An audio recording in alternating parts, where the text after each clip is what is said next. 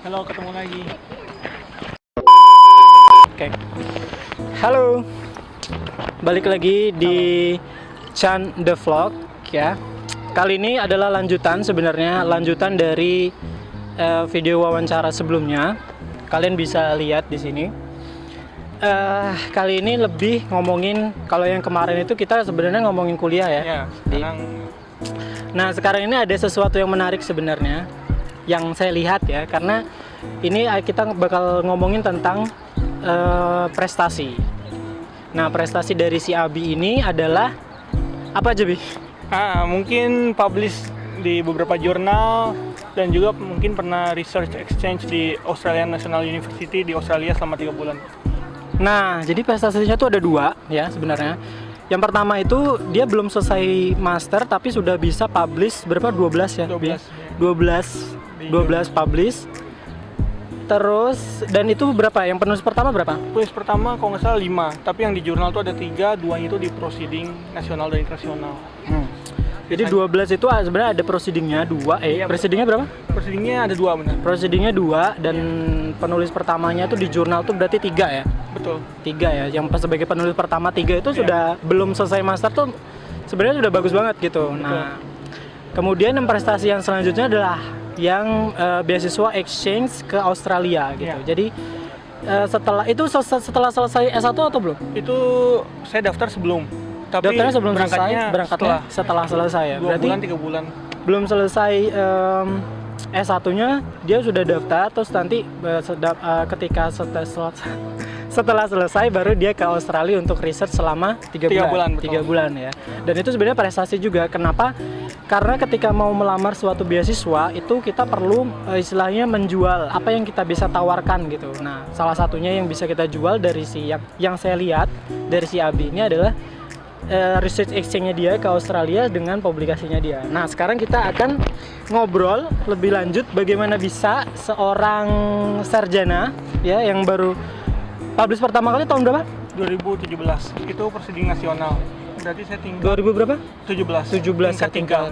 Tuh, masih tingkat 3 itu pertama kali. Nah, sekarang kita bakal ngebahas gimana secara teknisnya bisa mempublish dari tahun 2017 sampai tahun berapa terakhir yang publish? Terakhir 2020. Oh, berarti rajin publish ya 3 tahun itu ya? Iya. Jadi selama 3 tahun itu bisa 12 publish itu gimana ceritanya? Oke. Pertama kita ngomongin publish yang pertama kali di tahun 2017. Nah, itu proceeding itu gimana ceritanya? Jadi proceeding itu pertama saya baru masuk ke lab gitu. Saya pas itu kan baru awal itu saya diperkenalkan lab dengan orang-orangnya, dengan prinsipal investigatornya atau ketua labnya, oke? Ketua labnya ya? Iya. Dosen juga? Dosen TB ya, betul. Oke. Jadi kalau di TB itu biasanya di satu jurusan tuh ada lab-labnya, lab kecil-kecil kayak research group. Misalkan di TB itu ada berapa? Lebih dari 10 lah, ada 10 research group di situ. Tiap research group tuh ada dosennya yang mengepalainya, terus ada postdoc-nya, ada mahasiswa PhD, mahasiswa S2 dan mahasiswa S1. Jadi di sana itu kita itu biasanya selalu mengerjakan riset. Tapi sebenarnya S1 tuh bukan kewajiban kan untuk ke lab terus. Walaupun Bukan saya juga kewajiban, iya masih sih. tingkat 3 juga kan ya, masih perkenalan, tapi saya sebisa mungkin dulu ke lab terus kan ya, untuk melihat apa yang terjadi di sana. Udah pas itu saya coba-coba, juga kata bapaknya, terserah kamu mau ngapain di lab ini, akan kami tanggung katanya gitu. Itu berarti ditawarin atau kamu yang menawarkan diri? Ditawarin untuk itu. Mungkin Ke lab saya itu? dulu ke lab saya daftar. bukan Oh, daftar ya, berarti Ceritanya, kamu yang istilahnya iya. yang ini ya, bukan karena diajak dari awalnya. Enggak. Jadi Oke, saya pas kamu itu- yang punya inisiatif lah untuk Iya. ke lab itu ya. Terus Iya. kamu dibolehkan untuk datang ke lab itu Iya. ya. Terus gimana lagi? Jadi sebisa mungkin tingkat 3 itu udah bagus sebenarnya untuk gabung ke lab kalau untuk mendapat achievement lebih tinggi.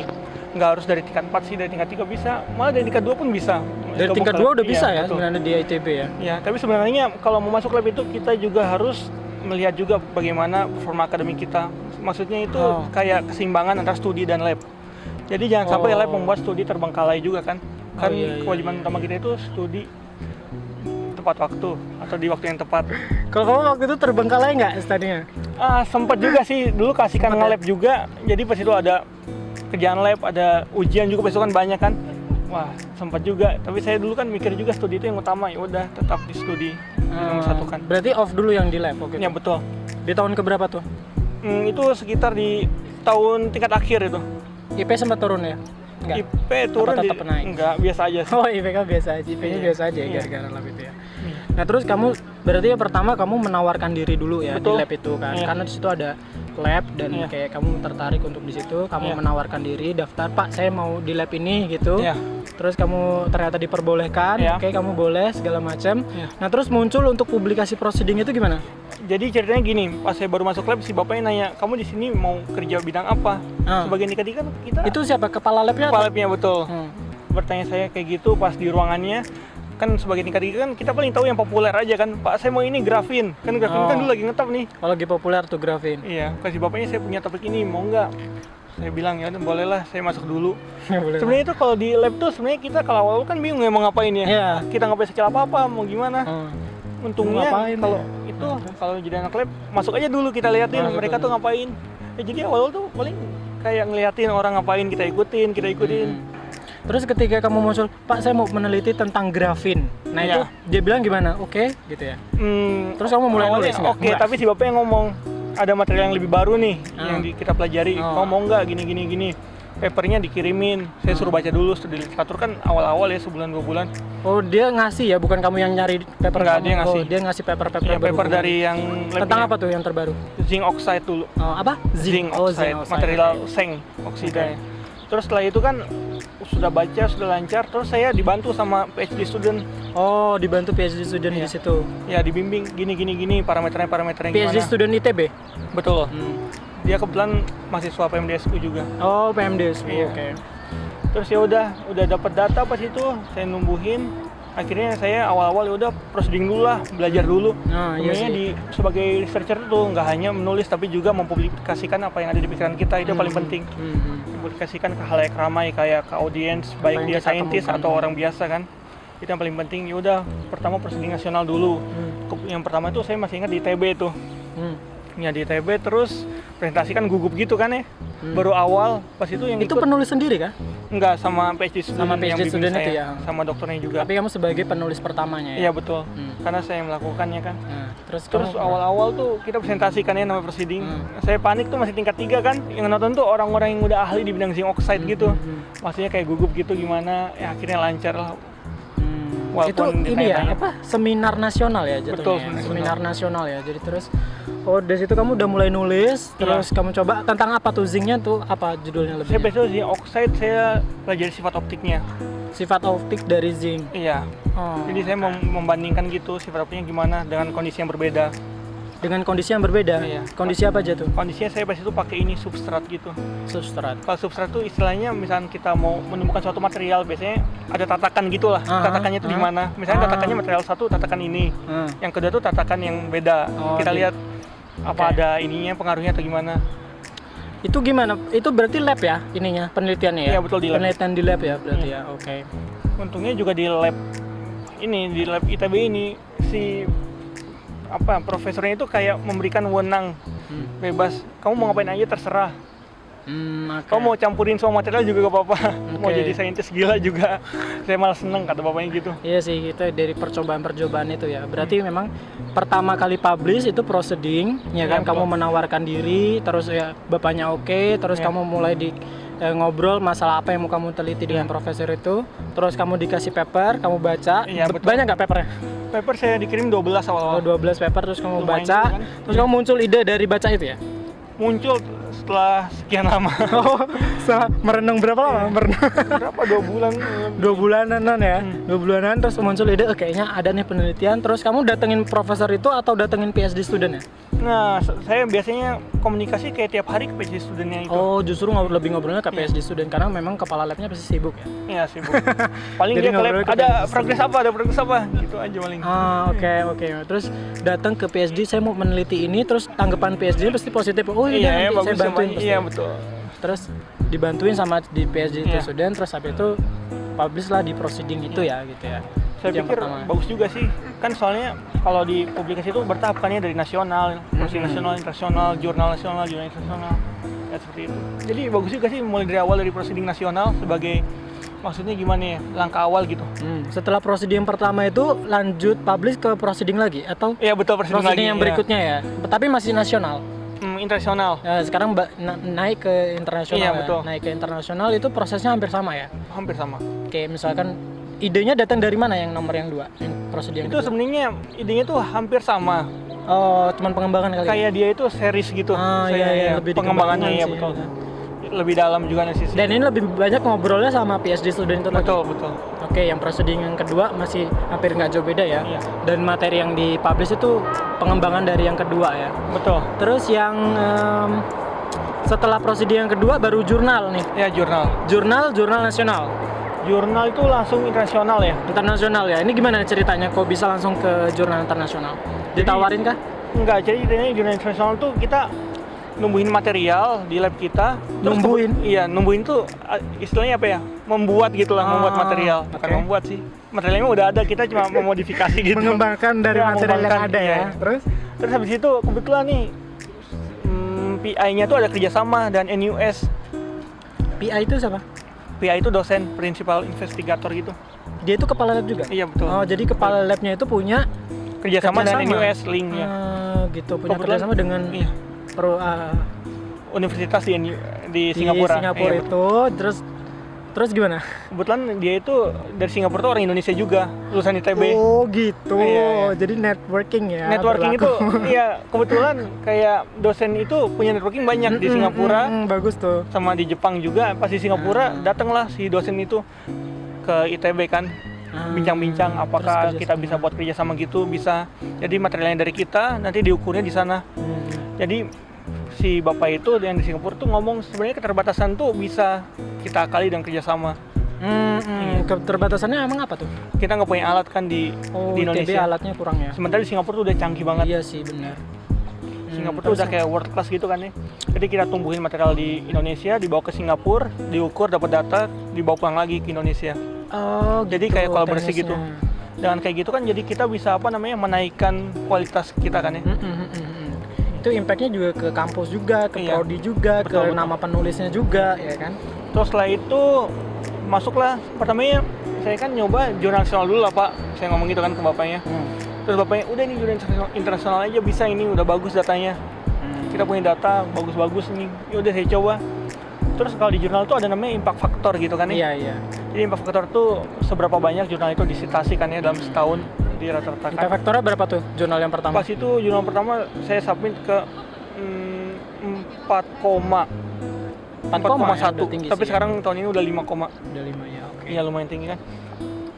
Tadi sampai Jadi Singapura. kita udah sampai ke ngomongin impact factor ya tadi. Jadi Iya, kan betul. setelah pertama proceeding nasional dulu ya Iya. kan, proceeding internasional, terus lanjut ke jurnal internasional. Betul. Impact factornya udah langsung tinggi ya, 4,5 ya. Karena Iya. memang itu juga saya juga ngerasain sih untuk publish ke impact factor yang tinggi itu cukup susah kan. Iya. Tapi ternyata bisa diakali dengan kerjasama internasional ya. Iya. Bisa diakali dengan kerjasama internasional Betul. antara dua universitas ya. Betul. Dan ternyata dosenmu itu kepala lab Labnya itu betul. punya kerjasama Link dengan sama punya Singapura, networking sama ini yang ternyata orang Indonesia juga ya. Iya betul. Ternyata bisa diakali seperti itu. Nah terus kamu ini dapatlah project itu ya, istilahnya Iya. dibuatlah sebuah project penelitian. Sudah membuat kerjasama dengan Iya. NUS ya, NUS, betul. NUS itu terus dibikinlah agreement bahwa akan ada penelitian, terus kamu diajak di situ atau kamu menawarkan diri, Pak saya ikut ya project Diajak. ini, diajak Iya, ya. betul. dia menunjuk oh kamu ini ya kerjain ini ya. Berapa Iya. orang yang waktu dia mengerjakan project pertama itu? PhD student ada 3. PhD studentnya 3, Iya 3. Terus? ada saya, ada mahasiswa itu kalau nggak salah ada 4. mahasiswa 7, 7 terus sama bapaknya, dan juga ada dari PhD student yang di NUS 1 kalau nggak salah, sama bapak Apaan? NUS-nya. NUS-nya 1 orang, yang dari NUS berapa orang? 2 orang, student sama ini yang profesornya. Oh, cuma 2 orang ya. Karena kita juga cuman kayak melakukan penelitiannya di sana terus nanti dibawa pulang Iya. lagi kan. Kebetulan Jadi, studentnya makanya itu kan. juga dia orang Indonesia juga. Oh gitu. Jadi kayak komunitas orang Indonesia. Kayak ngomongin internasional tapi orang-orang itu aja ya Tapi sebenarnya. bagus juga gitu, sih, oke. dia berkarir di NUS tapi Caranya masih gitu, oke. berkontribusi untuk Indonesia juga kan. Ini memang jadi ide baru sih. Jadi Iya. kayak memang kayak kadang ngerasa juga sih kalau melakukan penelitian ya sendirian tuh susah banget. Apalagi kayak untuk publish ke yang punya impact factor tinggi tuh udah Iya. kayak aduh parah lah susahnya Iya, gitu. Makanya berkolaborasi. saya juga mikir kayak mana ceritanya kamu bisa publish ke jurnal internasional itu ternyata begitu gitu Iya, caranya. betul. Oke, bagus lah. Habis itu tadi udah sama. Jadi mahasiswanya 4, PhD studentnya 3 dari ITB nih ya. Iya. 3 jadi 7, terus dari sana PhD student 1 tuh berarti 8 mahasiswa Iya, Islam sama masih student profesornya ya. ya. Profesornya 1 ya, Iya. berarti 2 kan. Iya betul. Oh, berarti gitu ya. Terus itu dikerjakan semua namanya masuk. Iya. Menghasilkan berapa publikasi Publikasi dari satu project itu? nggak apa, lebih dari 2 kali. Oh, lebih dari 2 ya. Iya. Dalam berapa tahun projectnya? Itu proyeknya selesai dalam waktu 2 tahunan ya. Tapi nggak Oh. tahu, itu kayaknya udah berlangsung lama kayaknya, saya baru diajak atau gimana. Oh. Ketika kamu bekerja itu berapa publikasi? Wah. 4? Mungkin ya, Kamu kerja selama 2 tahun, 3 tahun? di lab. Di lab sampingan 3 tahun project ya, itu? iya. 3 tahun itu ya? Iya. Bisa menghasilkan 3 publikasi internasional? Iya. Di jurnal yang sama? Beda-beda sih. Oh, beda jurnal ya? Tapi sebenarnya aku lihat proyek di sini tuh kayak bukan proyek terbatas dalam kurun waktu tahun. Soalnya itu gimana kayak dosen yang di NUS itu kayak mempunyai hubungan baik dengan ITB gitu. Mm-mm. Jadi setiap saat kalau mau misalkan minta kirimin pengukuran data ya selalu open NUS-nya. Tergantung permintaan dari ITB Iya. juga ya. Misalkan Iya. ITB punya kayak perlu, terus ini nanti bisa Iya. dipublish. Oh, jadi kerjasamanya tuh berbatas itu aja ya, sebatas untuk pengujian di lab news itu ya. Jadi yang nggak harus ada target, misalkan kita bentuk kerjasama, dalam kerjasama ini harus publish berapa gitu, nggak ada yang kayak gitu. Nggak Ya? ada. Oh, oke, berarti bukan base yang project yang. Bukan, Soalnya ada kan, misalkan penelitian tuh begini.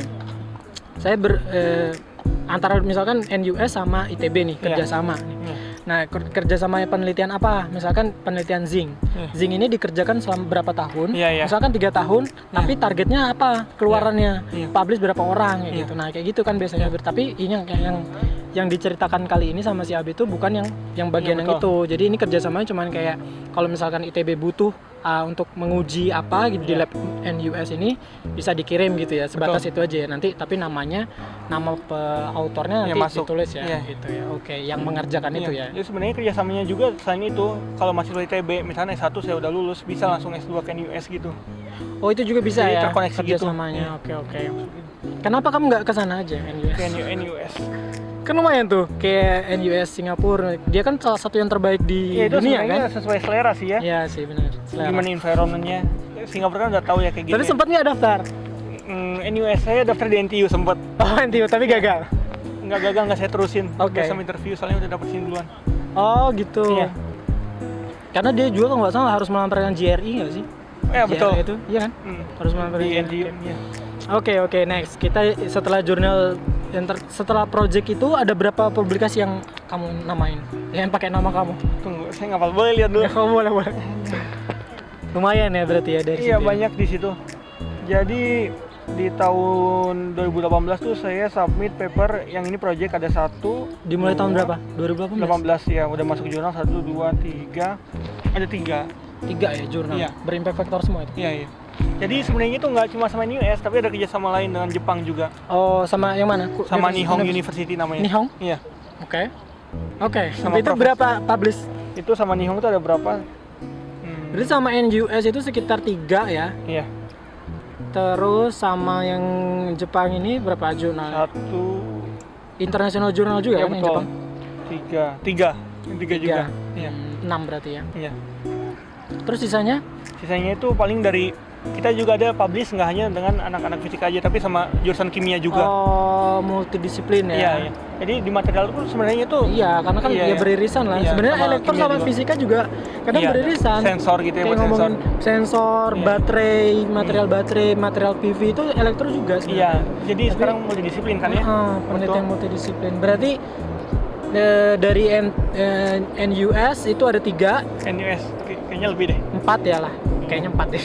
4. Jepang ada 3. Iya, proceeding kan 7. 2 tadi. 9 proceeding. Ya, sisanya 2 lagi itu paling dari dalam sendiri. 2 atau 3. Oke, Iya. sama anak-anak ITB Iya, sendiri ya. sama ITB sendiri. Oh gitu, jadi jalan ceritanya begitu ya. Iya, iya. Kalau yang sama antar fakultas, antar jurusan, Iya, sama itu gimana kimia. ceritanya? Itu ceritanya jadi kan yang PhD student itu dia lulus kan ya. PhD student Iya, udah lulus gitu. Oke. Tetap jadi postdoc di lab. Oh, Terus dia lanjut postdoc. Iya, dia kebetulan punya temennya itu anak PhD juga, tapi di kimia, jurusan kimia ya. Oke. Dia itu kebetulan yang di kimia itu langsung dia akan jadi dosen gitu. Kenapa tuh? Dosen kimia itu terkenal itu lulusan PhD tercepat di Indonesia. Karena dengar? PMDSU itu tadi Iya, ya? iya. Oke. Iya. Nah, Iya, itu. terus dia jadi dosen, terus Iya, diajak lah sama penelitian. ya. Terus kamu diajak? Ya diajak. Dari situ ya, karena kamu diajak ya. Kamu berarti jarang menawarkan diri ya, kayak misalkan ayo sih bikin penelitian, karena kadang susah nih ngajak kerja sama dengan penelitian sama orang lain gitu. Kadang Iya. ternyata kamu ini ya lebih banyak diajak ya. Iya, mungkin karena ini juga kali ya, dekat sama PhD student itu sih, ya karena networking itu tadi Iya, ya, nggak cuma bisa sampai Iya, ke betul. ITB, sampai Indonesia juga ya. Betul. Sekarang lagi nulis nggak? Lagi nulis udah enggak. Kan enggak saya kan ya? udah lepas dari ITB kan. Mungkin Jadi yang udah- disubmit masih ada satu. itu, tapi masih ada hubungan dengan ITB yang sebelumnya? Masih ada. Oke, jadi masih ada submit, tapi Iya. sekarang udah lagi nggak nulis. Sekarang lagi Iya. fokus ke master ya. Master Lagi sekarang kan fokus ke Iya, master. udah masuk lab baru juga kan ya. Terus lagi ada ujian-ujian kan, jadi Iya, kayak iya. lebih fokus ke study lah ya. Iya. Sekarang lagi nggak nulis, terus Iya. Nanti nulis bentar lagi. terus kemarin ceritanya kamu bakal wawancara kan udah lewat ya. Udah selesai. Gimana tuh wawancaranya? Dapat nggak posisinya? Sebenarnya itu bukan wawancara. Saya Oh. malah kaget bukan wawancara. Dia itu kayak welcome banget yang di PAN kan? Oh iya, profesor itu kayak welcome banget sama saya. Diajak ngobrol lah awal-awal. Itu sebenarnya kayak tour lab. Saya itu terkesan bahwa profesor yang sibuk itu menyempatkan diri untuk tour lab, menemani saya tour lab muter-muter 1 jam.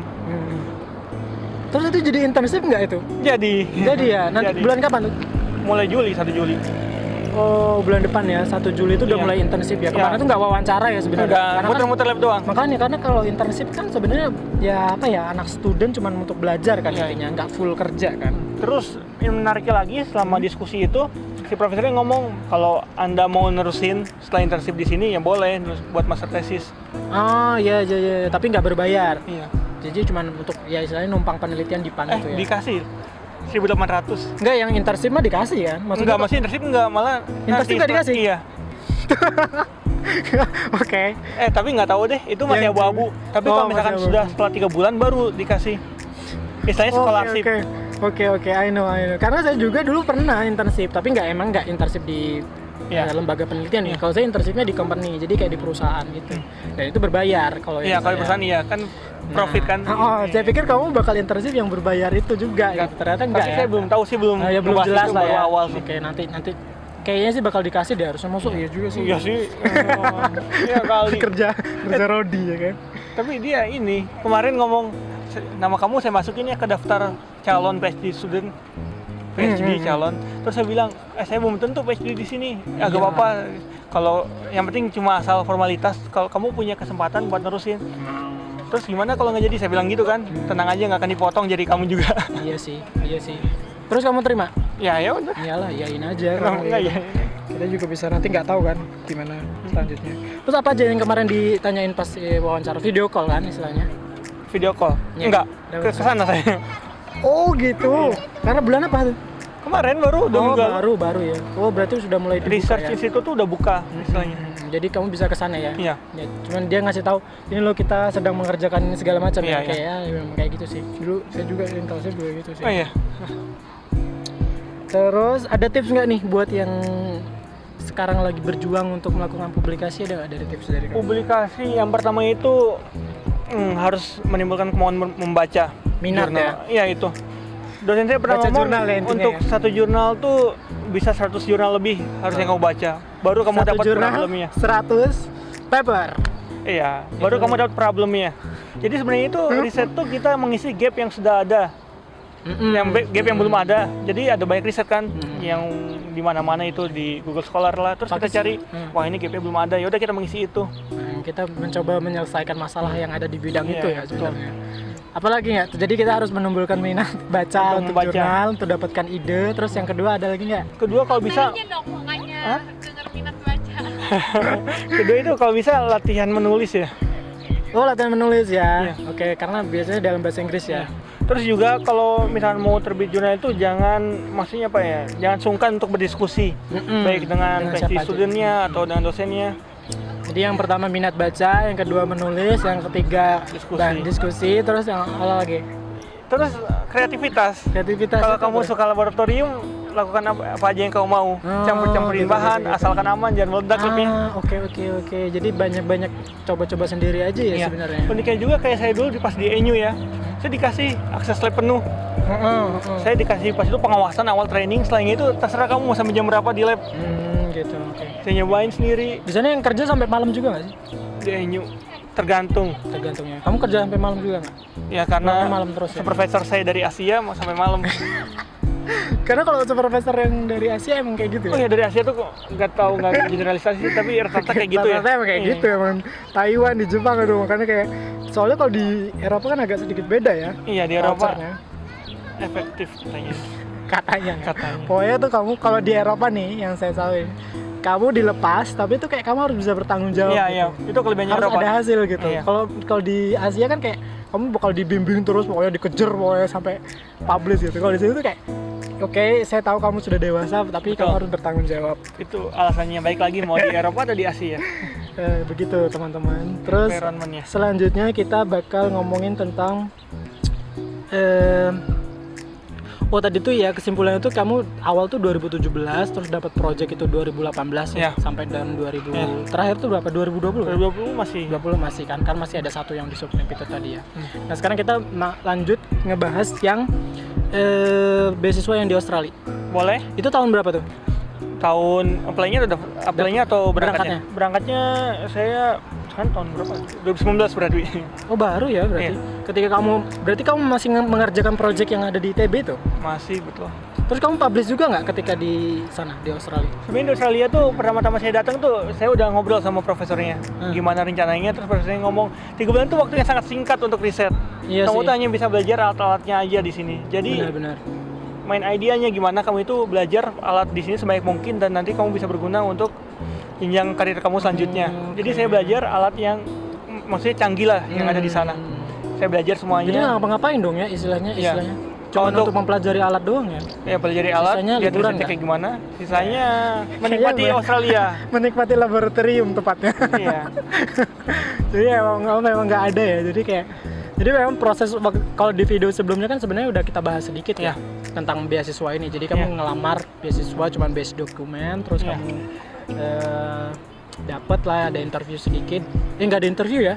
Interview Nggak ada. enggak ada. Nggak ada cuman base dokumen aja terus dapat beasiswa itu terus ya Enak udah itu. terus ke Australia terus yang itu lumayan banget kan untuk ngebantu di Iya. CV kan. Iya. Pertanyaannya sih sebenarnya udah itu aja sih. Kayaknya udah segitu aja dulu untuk video kita kali ini. Thank you banget buat Abi.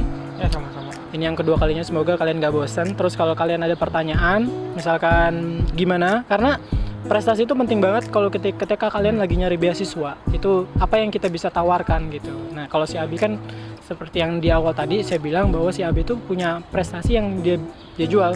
Nah sebenarnya nggak cuma kamu juga Bi, maksudnya anak-anak beasiswa yang terima beasiswa lain tuh Iya. pasti ada sesuatu yang prestasi yang kayak gitu. Jadi kayak ada yang misalkan dia pernah ke Jepang untuk Iya. ikut kompetisi robot, ada juga yang istilahnya ini gitu. Pokoknya dia adalah prestasinya. Pokoknya ada yang membuat dia unik gitu ya. Nah Ya. itu sih yang menjadi poin ketika kalian mencari beasiswa di Betul. luar negeri. Nah mungkin itu aja, semoga bermanfaat buat kalian. Dan jangan lupa untuk mensubscribe ya kan, mensubscribe terus gitu, karena subscribe itu gratis ya katanya. Betul. Ya untuk mendukung lah channel ini gitu, karena ya mudah-mudahan bermanfaat. Sampai jumpa lagi, bye bye.